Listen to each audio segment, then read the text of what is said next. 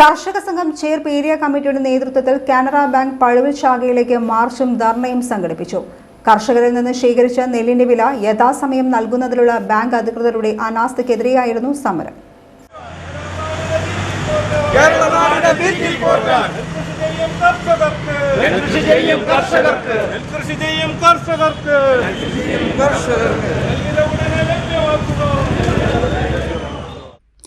കർഷക സംഘം ജില്ലാ പ്രസിഡന്റ് പിയ വോഗീസ് ഉദ്ഘാടനം ചെയ്തു.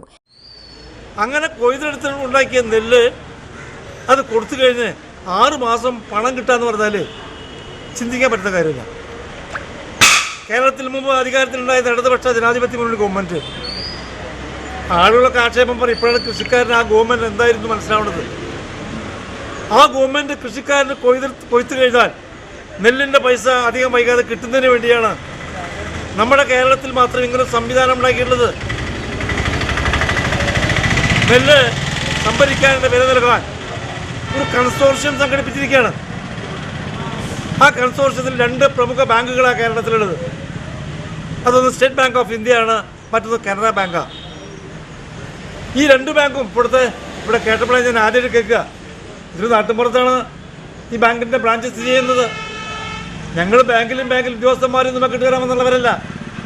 ഒരു മര്യാദയുടെ രൂപത്തിൽ പെരുമാറിയില്ലെങ്കിൽ നിങ്ങൾ കഴിക്കുന്ന ഉപ്പും ചോറും ഈ മണ്ണിൻ്റെയാണ്.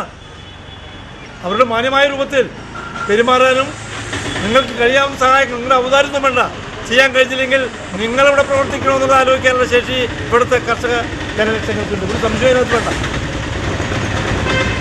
അപ്പോൾ ഈ 2 ബാങ്കുകൾ ഉൾപ്പെടുന്ന കൺസോർഷ്യം, ഈ ബാങ്കുകളൊക്കെ ഉണ്ടാക്കിയിട്ടുള്ള വലിയ സങ്കല്പങ്ങളുടെ അടിസ്ഥാനത്തിലാണ്. നമ്മുടെ രാജ്യം ബാങ്ക് നാഷണലൈസേഷൻ സാക്ഷ്യം വഹിച്ച രാജ്യമാണ്. അന്ന് അതിൻ്റെ മുഖ്യമായ അജണ്ട ഈ രാജ്യത്തെ കൃഷിക്കാരനെ സഹായിക്കുക എന്നുള്ളതാണ്. ഈ രാജ്യത്ത് കൃഷിയില്ലാണ്ട് എന്ത് ബാങ്കിങ് നടക്കാൻ പോകുന്നത്? ഏരിയ പ്രസിഡന്റ് KS മോഹൻദാസ് അധ്യക്ഷനായി.